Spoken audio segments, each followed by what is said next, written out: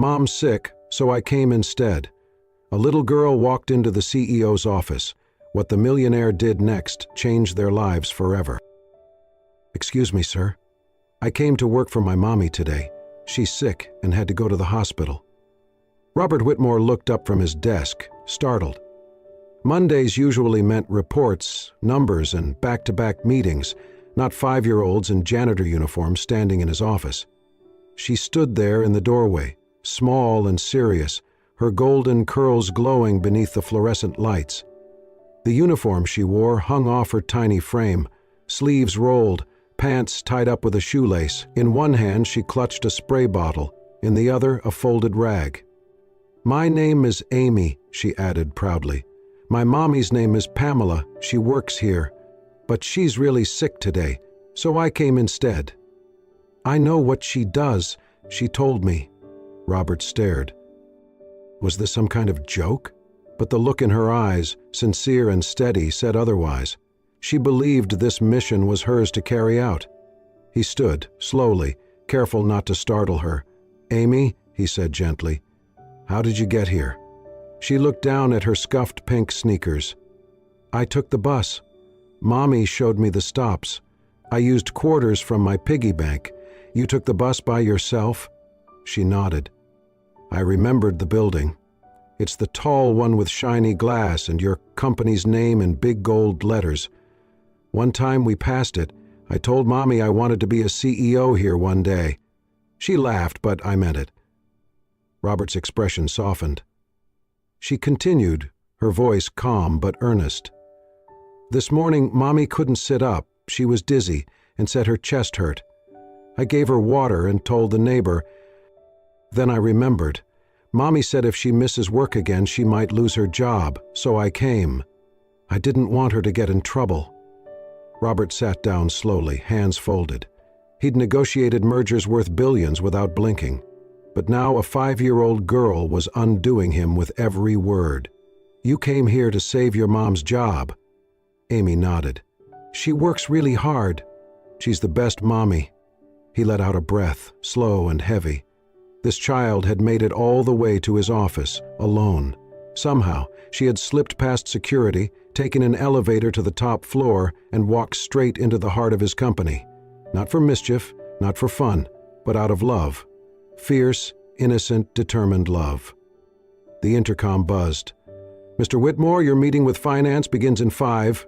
He pressed the button. "Cancel it." A pause. "Sir?" "All of it. This morning's schedule." "Clear it." "Yes, sir." He turned back to Amy. "Are you hungry?" She gave a little shrug. "Do you have apple juice?" "I think I do." He walked to the fridge behind his office panel and pulled out a small bottle. She took it with both hands and whispered, "Thank you," before sitting on a bench near the window, her legs swinging. Robert watched her quietly as she sipped her juice and stared out over the city. She looked so small against the vast skyline, and yet she had walked into his world with more purpose and heart than most adults ever did. He didn't know everything about her, not yet, but something in his gut told him this moment wasn't random. It wasn't just surprising. It was the beginning of something, and he wanted, no, needed, to be part of it. On the other side, a mother was lying on a hospital bed. Pamela Morgan was only 24, but her eyes held a depth earned from surviving more than most women twice her age. She moved with quiet grace, accustomed to making herself invisible in crowded rooms. Her once envied golden hair was now tied in a hurried bun, and her soft smile often masked exhaustion. She carried like a second skin. Not long ago, she was a rising star, top of her class in computer science, praised for her logic and creativity.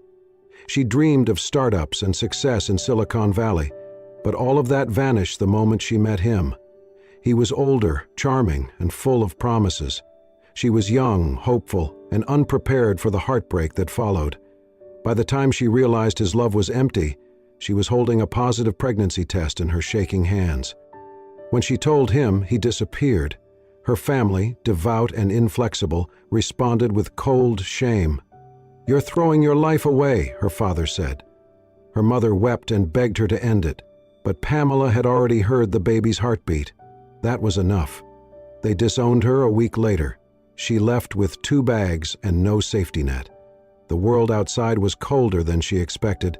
She slept on couches, worked odd jobs, cleaning, babysitting, waitressing, anything to survive. Her body ached through the pregnancy, but each night she whispered to her unborn child, "I'll never leave you, no matter what." Amy was born in a stormy January night, in a crowded hospital, with no one there but a nurse who gently placed her daughter in her arms. That moment was the beginning of everything. Over the next 5 years, Pamela rebuilt her life, piece by piece. When she landed the janitor job at Whitmore Tower, she took it with quiet gratitude. It was grueling, thankless work, but it came with stable hours and health insurance. To her, that meant survival. That meant Amy could have warmth, food, and a bedtime story every night. She worked nights after the building emptied. She memorized the layout of every floor, every creaky elevator, every stain that never quite disappeared. Every stain that never quite disappeared. No one knew her name, but the building sparkled because of her hands. Pamela was thin, not from diet, but from letting Amy eat first. Her immune system weakened from long shifts and skipped meals.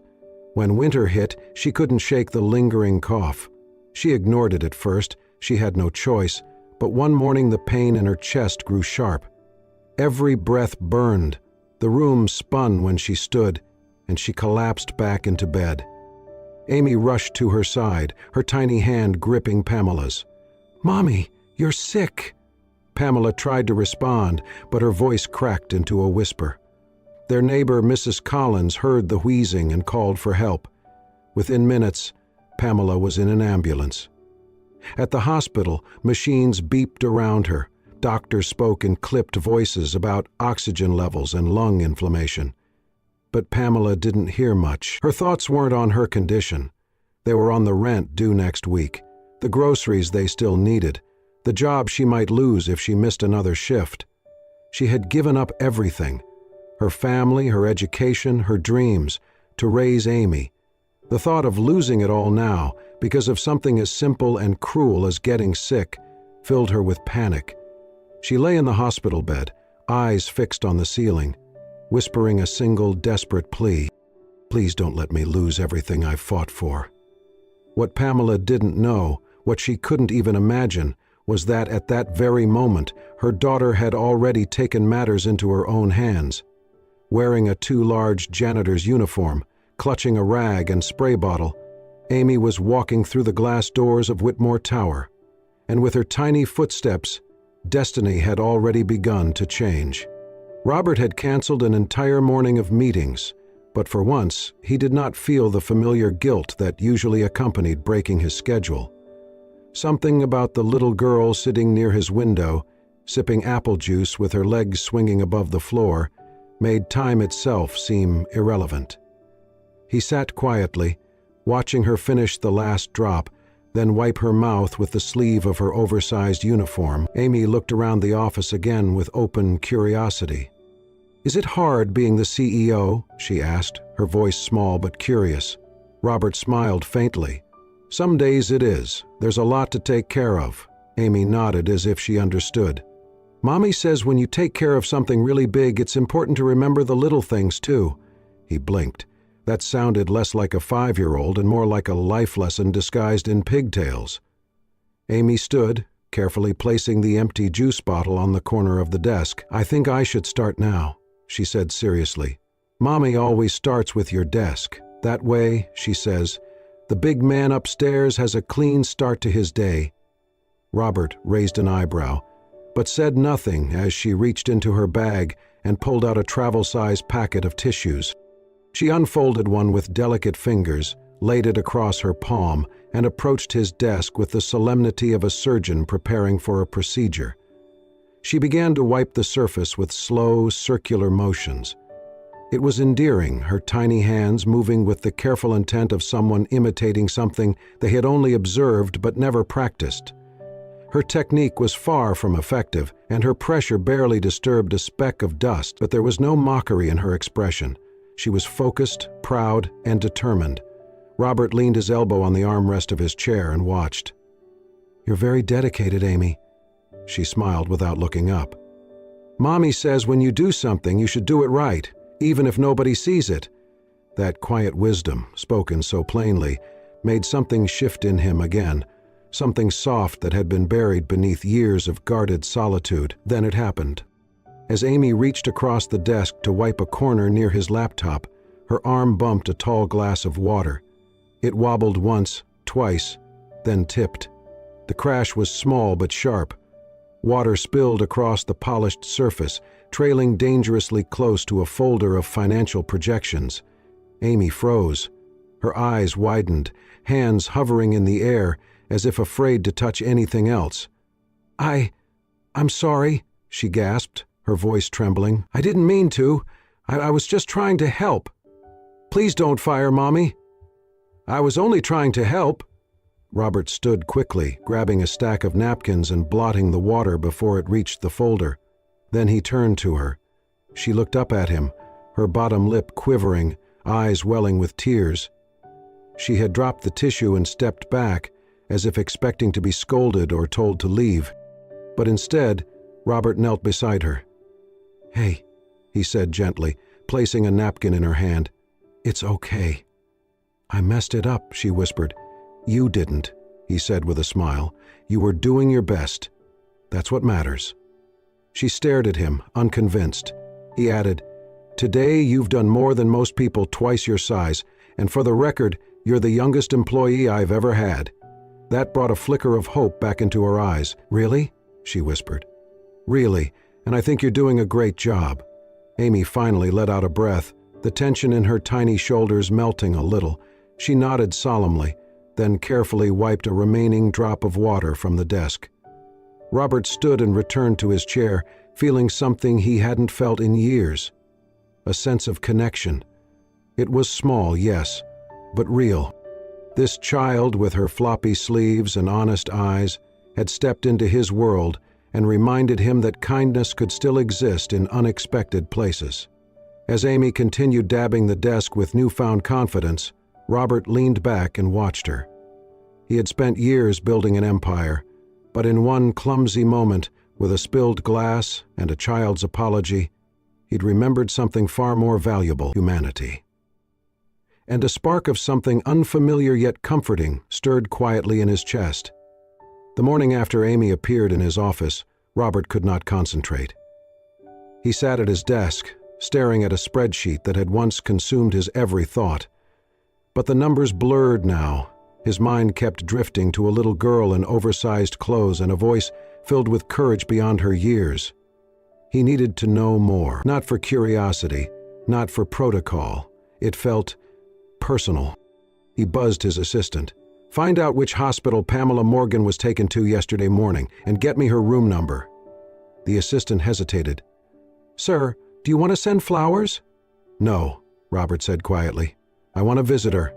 By mid-afternoon, he stood outside a modest hospital room on the 5th floor of St. Mary's Medical Center. Through the narrow window, he saw her, pale and still, but not fragile. There was a quiet strength in the way her hand rested across her stomach, her fingers curled slightly, her face turned toward the window, eyes open and distant. Her golden hair, though slightly disheveled, shimmered softly in the sunlight. He knocked gently. She turned. At first, confusion flickered in her eyes, then recognition. "You're the CEO," she said, trying to sit up. "Mr. Whitmore, please," he said, stepping in and raising a calming hand. "Do not get up." She obeyed, but her cheeks colored with embarrassment. "I'm so sorry. About Amy. She didn't mean, she just—" He shook his head. "She did nothing wrong." Pamela blinked, surprised by the warmth in his voice. "I met Amy yesterday," Robert continued, pulling the guest chair closer to the bed. "She walked into my office like she owned the place, told me she was there to work for you." Pamela covered her mouth. "Oh my God!" She even brought a rag and a spray bottle.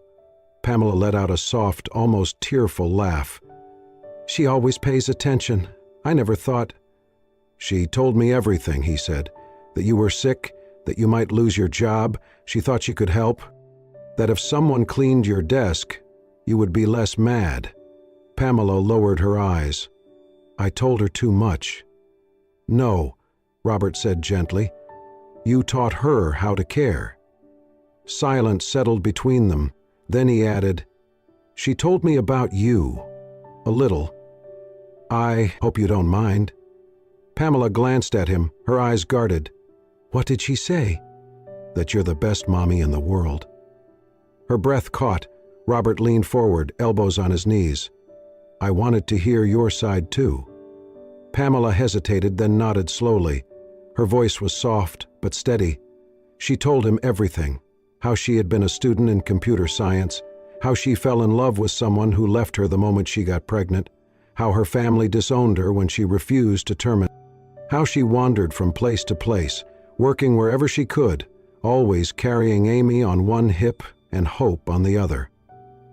I thought, if I could just find one steady job, we'd be okay, she said. The position at Whitmore Tower was the first time I could breathe.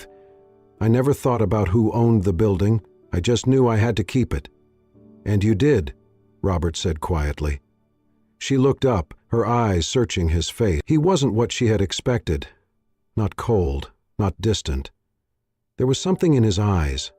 Softness, perhaps. Or maybe just genuine curiosity. No one had looked at her like that in a long time. Not since before life had taken everything from her. You must think I'm reckless, she murmured. Letting my daughter go out alone like that. No, he said. I think you've done more with less than most people ever have to. She blinked again.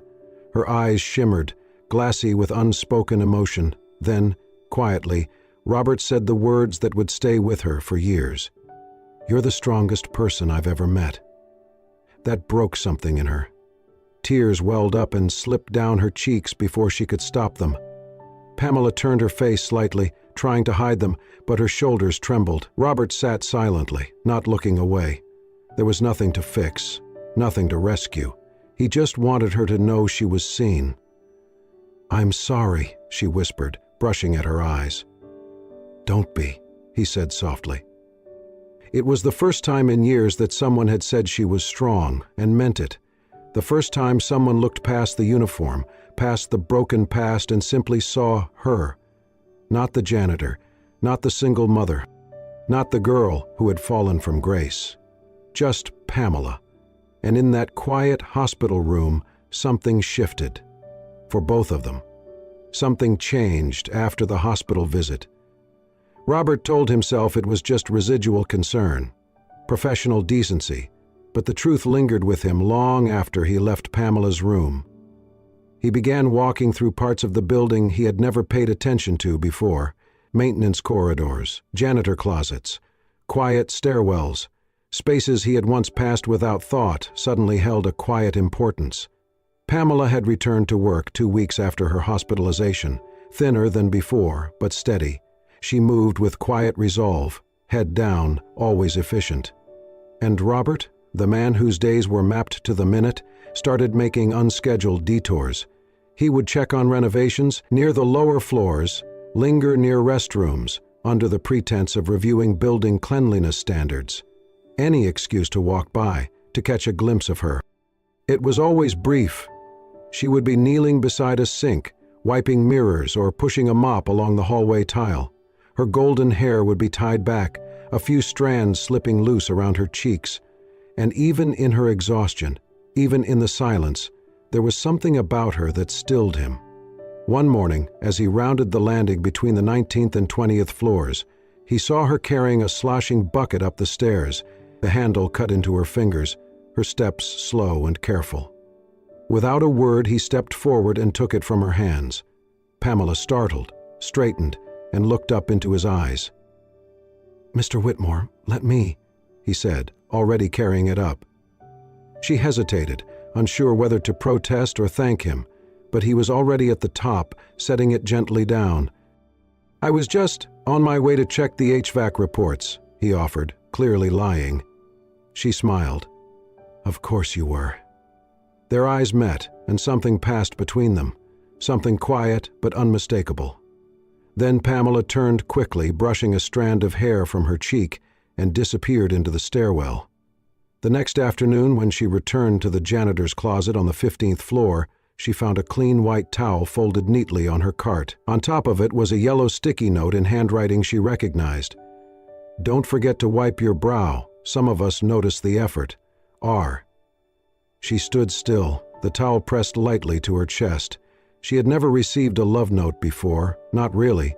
Certainly not one like this, simple, kind, worded like care instead of charm. She tucked the note into the front pocket of her uniform and didn't tell anyone. Their encounters remained brief, often wordless, a glance across the hallway, a nod in passing. But each moment hung heavier than it should have. One night, as the building emptied and Pamela cleaned the marble floor of the executive hallway, Robert stepped out of his office, pausing at the doorway. She looked up. Their eyes locked. Neither moved. Seconds passed. Then something flickered. Awareness. Warmth. Maybe even longing. But they both pulled back, as if the weight of the gaze startled them. Pamela dropped her eyes, mumbling a quick, "Good evening, sir," and turned away. Robert watched her walk toward the storage closet, her frame small but sure, then turned slowly and went back inside. Behind the closed door, Pamela leaned against the shelves, her hand pressed to her chest. Her heart raced. She bit her lip to keep from smiling too wide, but it was no use. She wiped her face with the towel he had left her days ago, whispering to herself, "Get a grip, Pam." But the smile stayed. Across the hall, Robert stood behind the glass wall of his office, watching her shadow disappear down the corridor. His fingers rested on the edge of the doorframe, his jaw tight. She's kind, strong, real. He had spent his whole life in rooms filled with polished surfaces and hollow conversations. People drawn to his title, not his truth. But Pamela? She was different. No performance, no pretense. Just courage, resilience, warmth. And without realizing it, Robert whispered aloud what had already settled quietly in his chest. "I think I'm falling for her." Just when things had begun to settle into something tender and unspoken, the past came knocking. His name was Daniel Carter. Pamela had not seen him in over 5 years, since the day she told him she was pregnant and he walked out without looking back. She had stopped hoping for an apology long ago, but nothing could have prepared her for the moment she saw him standing outside the Whitmore Tower lobby, leaning casually against the marble reception desk, like he belonged there. "I heard you work here," he said with that same crooked smirk that used to charm her when she was too young to know better. "And I heard the CEO's got quite the soft spot for his janitor." Pamela froze. "What do you want?" He leaned in slightly. A second chance, or maybe a first chance to be part of Amy's life. "I think I deserve that, don't you?" Pamela's blood ran cold. "You left." "You never once called." "You don't deserve anything." Daniel's expression shifted, his tone harder now. "I also heard Robert Whitmore is pretty generous to people he cares about. Maybe he could be generous to me, too." Pamela stared at him in disbelief. "You're not here for her. You're here for money." He shrugged. "Or options. Either way, if people start asking questions about your special relationship, I doubt your position here stays so secure." She walked away without another word, her hands trembling. But it was too late. Within days, the whispers began. "Did you hear about the janitor and the CEO? They say he visits her cleaning station every night. Must be something going on. He canceled a board meeting for her, you know." In most companies, rumors came and went like weather. But in Robert's world, billion-dollar mergers, razor-thin stock margins, everything had a price, including perception. His board of directors called an emergency meeting. "You're compromising your objectivity," one member said. "This woman is a liability," another added. "There are murmurs in the media. You need to distance yourself from her immediately," the chairman warned. "If she stays, we risk reputational damage. Investors don't like complications." Robert listened without speaking, jaw set, fingers steepled in front of him. When the voices finally quieted, he stood. "Let me make this clear," he said, voice calm but thunderous in its certainty. "If Pamela Morgan is being targeted, disrespected, or removed from this company because of her association with me, then I will be the first to leave, effective immediately." The room fell silent. Robert's gaze moved from one stunned face to the next. "She is not a liability, she is a human being, a mother, one of the hardest working employees we have. And more importantly, she is the woman I love." Gasps rippled across the boardroom.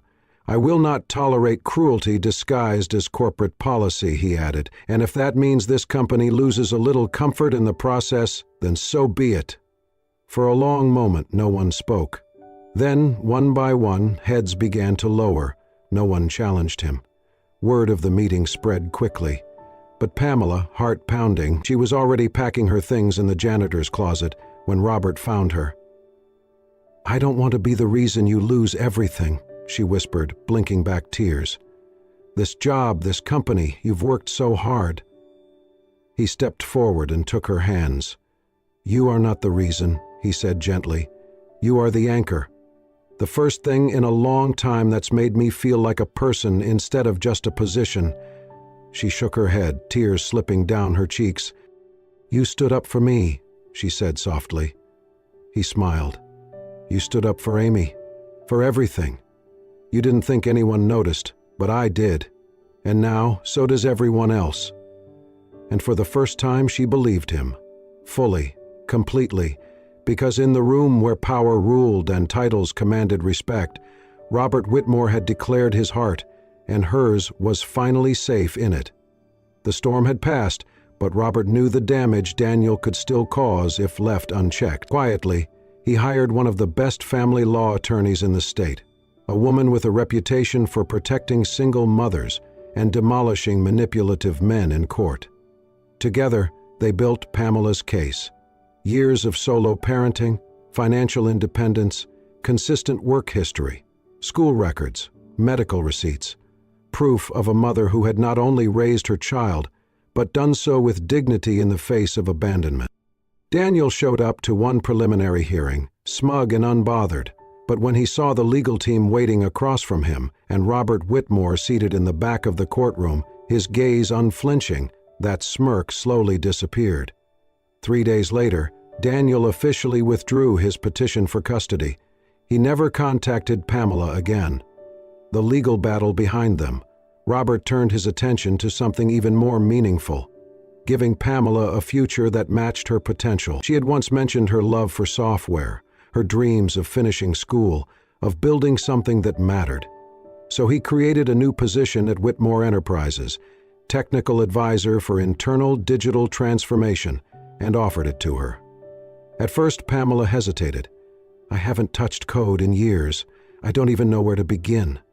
Robert smiled. "Begin right here, with us. We need someone who understands the human side of tech. Someone who knows what it means to build things from the ground up."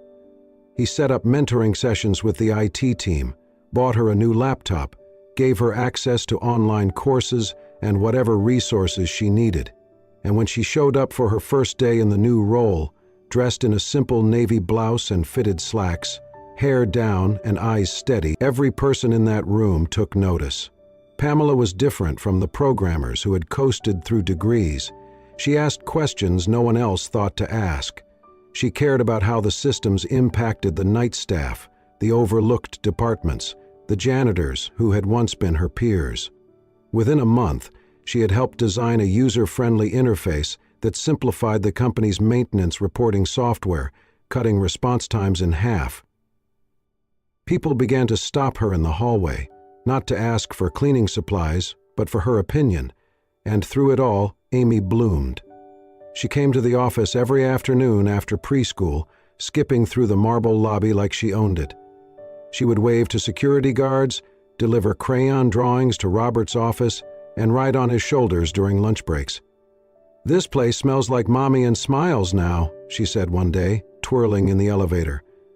"Does she smell like Mommy and Smiles now?" she said one day, twirling in the elevator. To Robert, nothing had ever sounded more right.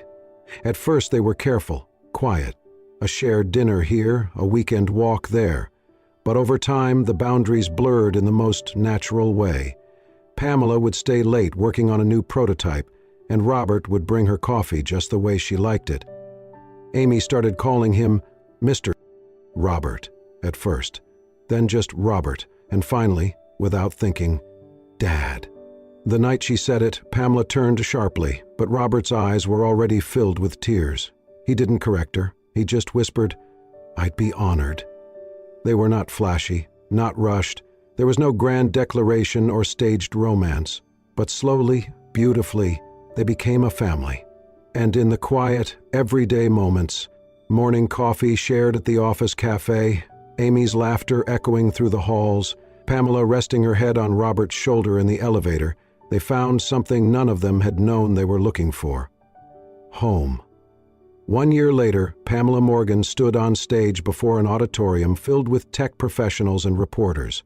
Behind her, a massive screen displayed the demo of Whitmore Enterprises' new internal task management system, her first full-scale project. She had led the team from concept to completion. It was not flashy, but it worked, for everyone, executives, assistants, custodians, just the way she had envisioned. When the final slide faded and applause filled the room, her hands trembled, but this time it was not fear, it was pride. The next morning, headlines praised her, from janitor to visionary, a system built by empathy. Pamela barely skimmed the articles. She only cared about one reaction, the look on Robert's face when he met her backstage. "You did it," he said, pulling her close. "No," she smiled. "We did." From behind the curtain came the rapid pitter-patter of little feet.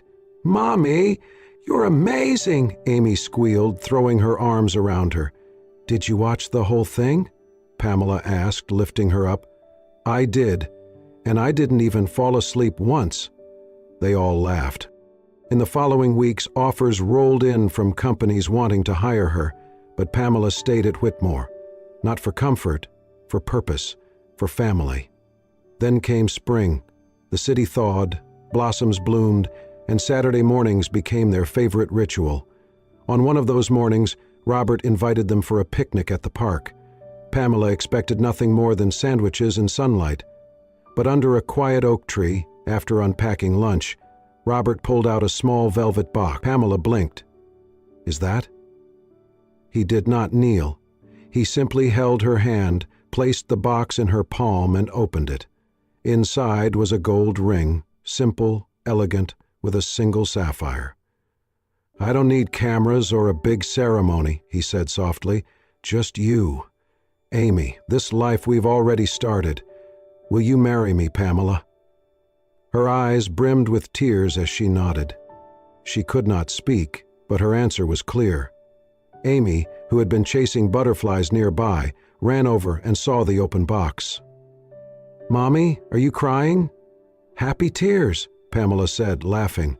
Robert pulled Amy between them. "What do you think, sweetheart? Should we make it official?" Amy grinned, grabbed their hands, and declared, "Yes. Mommy always said superheroes don't wear capes. But Mr. Robert, he's ours, right?" Pamela looked at him. "He always has been." Robert smiled through tears of his own. "I love you both. More than anything I've built or owned or dreamed of." Amy squeezed their hands. "Then can we go home now? Together?" That evening, Robert stood on the balcony of their apartment, watching the city glow. Inside, Pamela helped Amy with a puzzle, their laughter rising like music. He breathed in slowly, a quiet peace settling over him. And in voiceover, his reflection came. A little girl with golden curls and a janitor's uniform walked into my office one morning and brought with her the family I never knew I needed. They didn't need rescuing, I did. And in choosing love over power, presence over pride, I finally found what I'd been searching for all along. As the screen faded to black, the last image appeared. Pamela, Robert, and Amy, arms wrapped around each other, smiling in the golden light of a spring afternoon. A family, built not by circumstance, but by courage, grace, and the quiet power of love. If this story touched your heart the way it touched ours, we invite you to become part of our growing community. At Soul Stirring Stories, we share real, emotional, and inspiring tales that remind us of the quiet miracles in everyday life, stories of resilience, love, and the unbreakable human spirit. Don't forget to like, subscribe, and hit the notification bell so you never miss a story that might just change the way you see the world. Because sometimes, all it takes is one story to stir the soul. Thank you for watching.